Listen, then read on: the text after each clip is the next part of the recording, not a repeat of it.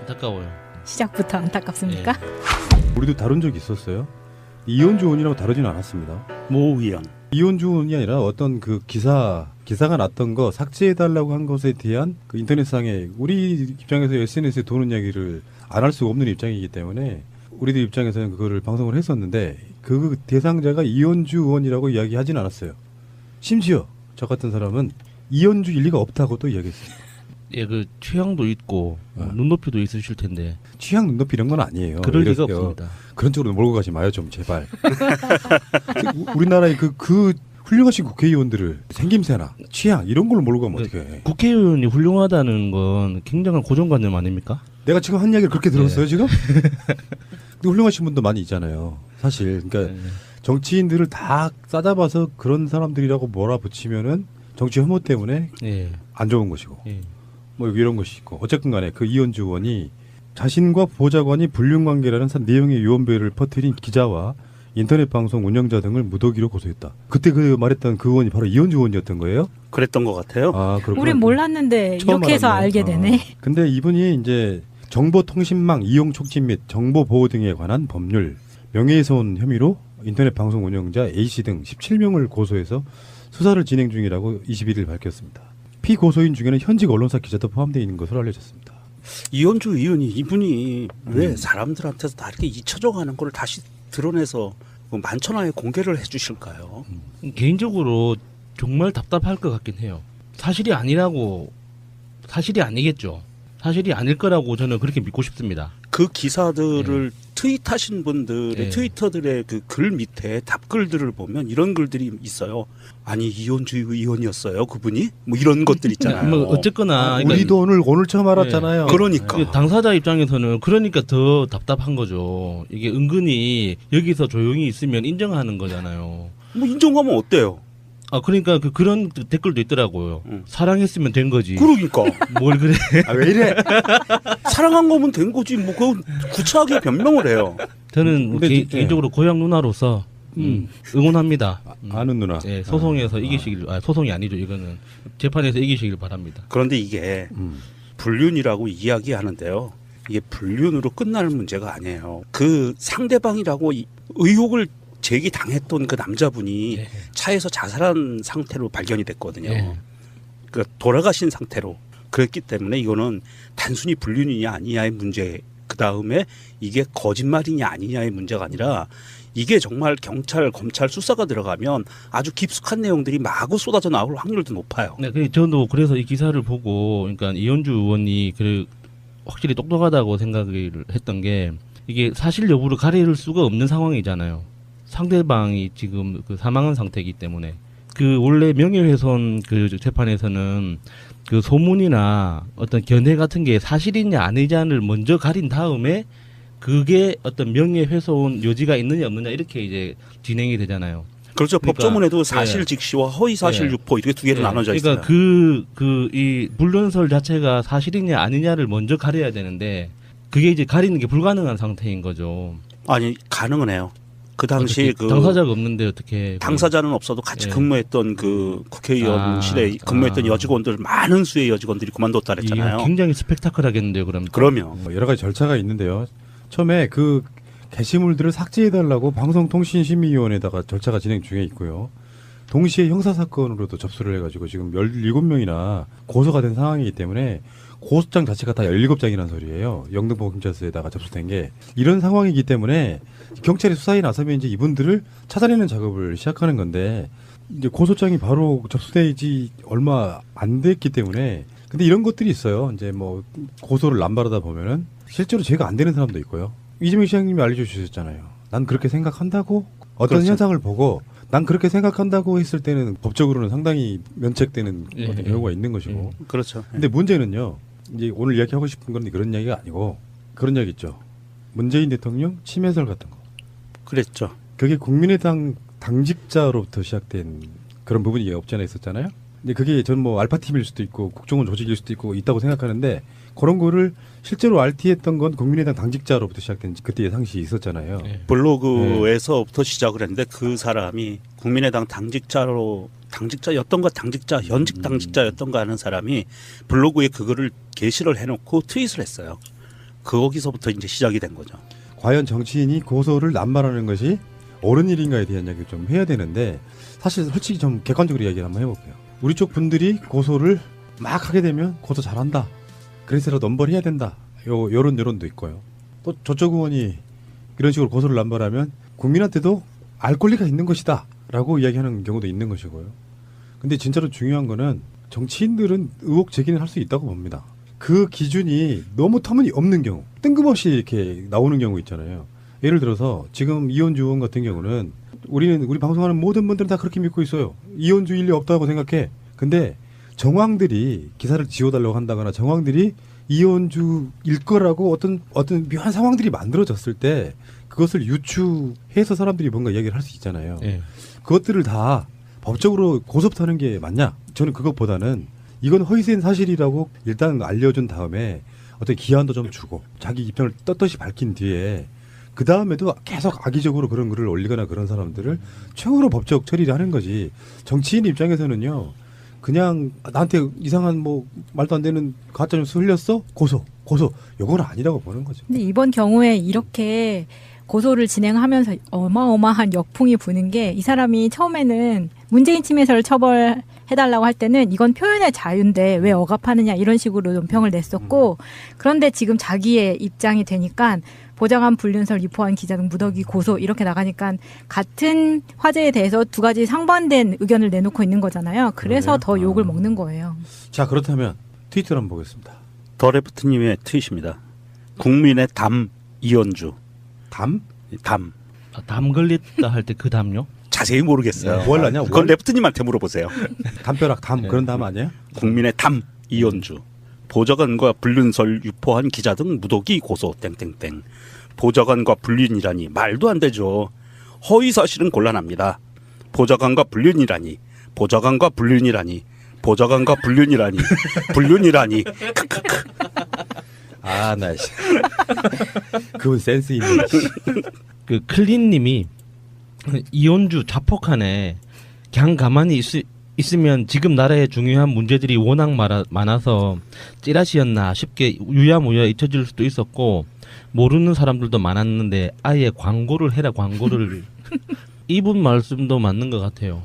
이게 대부분이 그렇게 그러니까 지금 얘기하더라고요. 그 이현주 의원의 어떤 심리나 정신 상태를 그냥 한번 상상을 해보면 앞이 막막하잖아요. 그러니까 지금 우리가 지금 내가 뭘 하고 어떤 걸 뭐 행복하고 뭐 그 기분 나쁘고 이런 것보다 내가 내일 무슨 일을 할지 그리고 내년에 또 뭘 할 수 있을지 이런 전망 같은 게 있으면은 사람은 뭔가 희망을 가지고 긍정적인 데이터를 정보 신호들을 찾아낸단 말이에요. 자기 주변에서.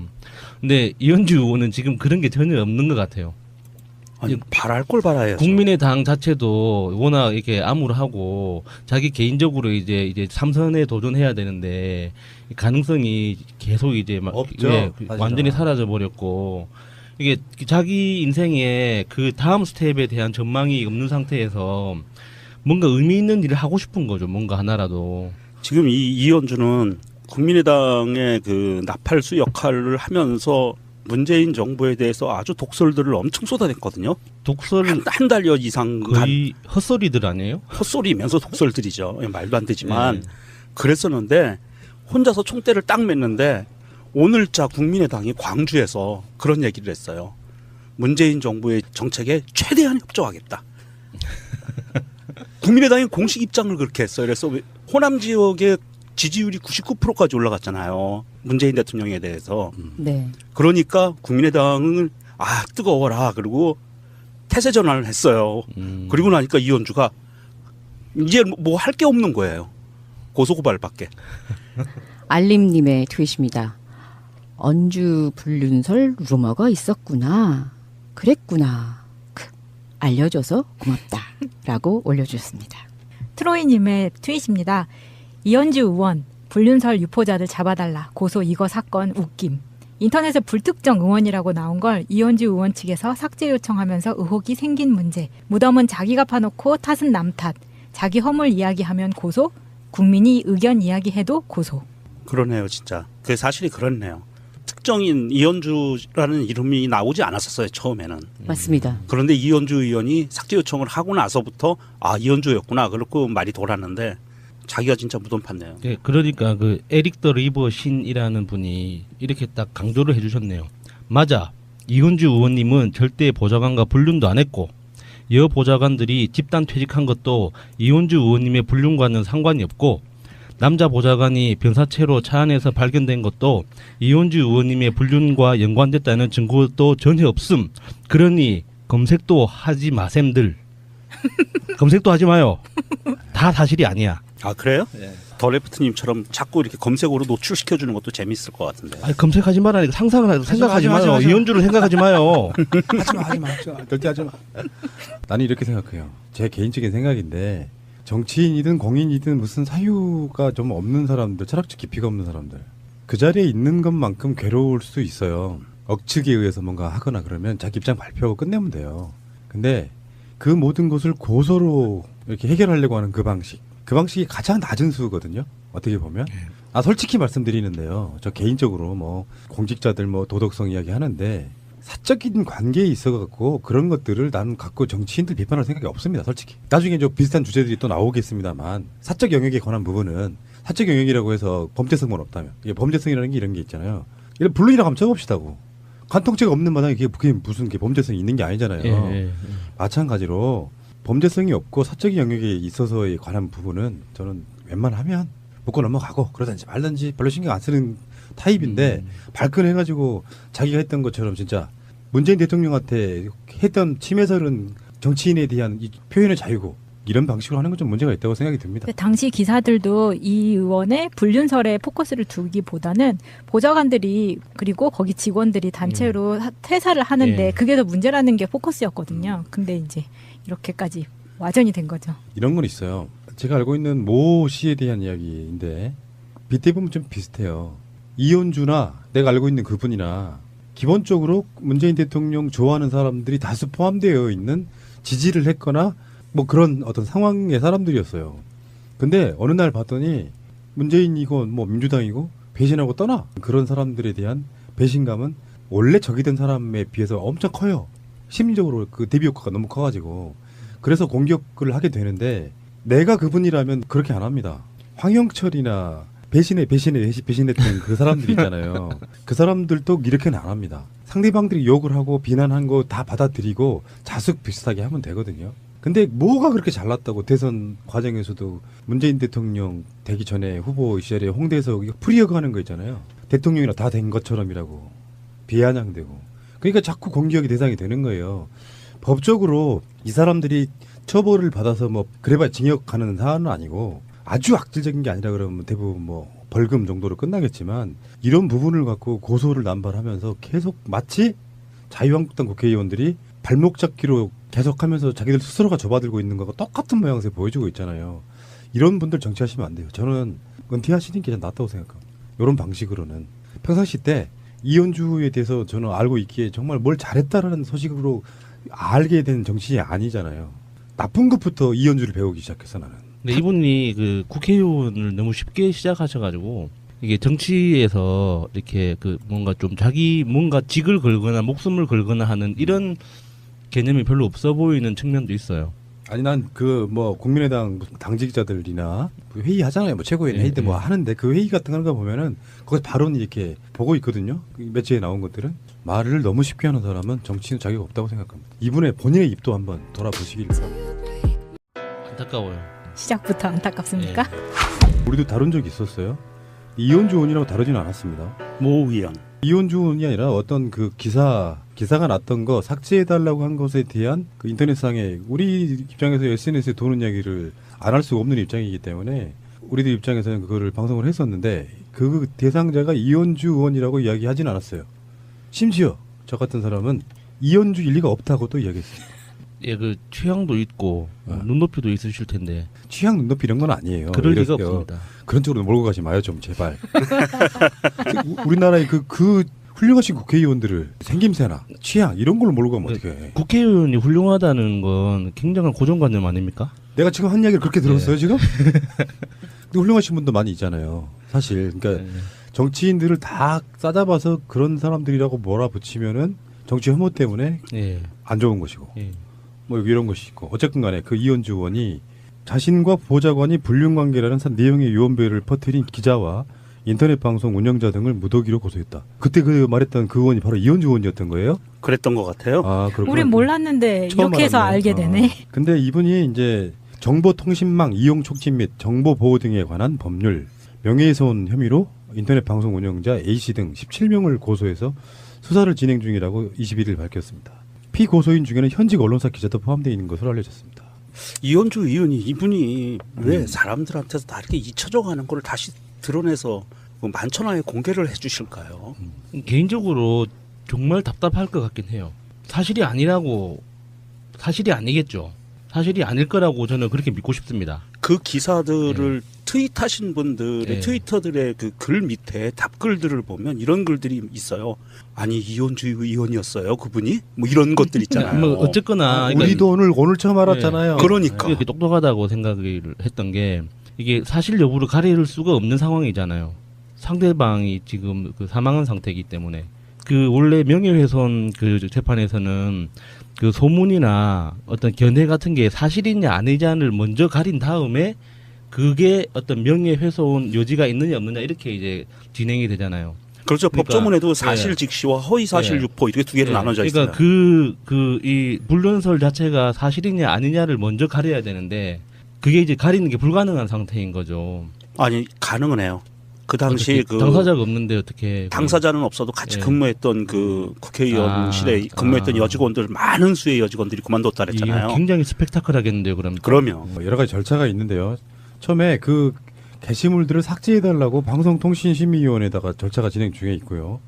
동시에 형사사건으로도 접수를 해가지고 지금 17명이나 고소가 된 상황이기 때문에 고소장 자체가 다 17장이라는 소리예요. 영등포경찰서에다가 접수된 게. 이런 상황이기 때문에 경찰이 수사에 나서면 이제 이분들을 찾아내는 작업을 시작하는 건데 이제 고소장이 바로 접수되지 얼마 안 됐기 때문에 근데 이런 것들이 있어요. 이제 뭐 고소를 남발하다 보면은 실제로 죄가 안 되는 사람도 있고요. 이재명 시장님이 알려주셨잖아요. 난 그렇게 생각한다고 어떤 그렇죠. 현상을 보고 난 그렇게 생각한다고 했을 때는 법적으로는 상당히 면책되는 어떤 경우가 있는 것이고. 그렇죠. 근데 문제는요.